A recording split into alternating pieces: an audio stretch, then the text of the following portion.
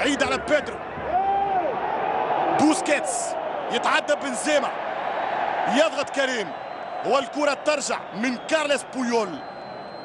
21 كلاسيكو بويول في هذا الجيل، هو النمبر 1. يليه كاسياس 20 كلاسيكو للإيكار.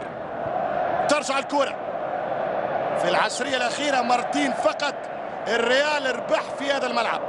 2003 ب2-1 و2007 1-0 من جوليو باتيستا.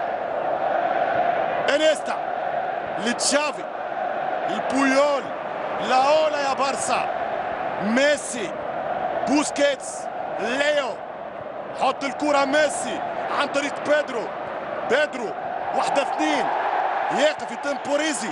تشافي وحط كرة على اليسار حلوة برشا، الانطلاق عن طريق الفيا المرة فيا، والهدف الثاني من بيدرو.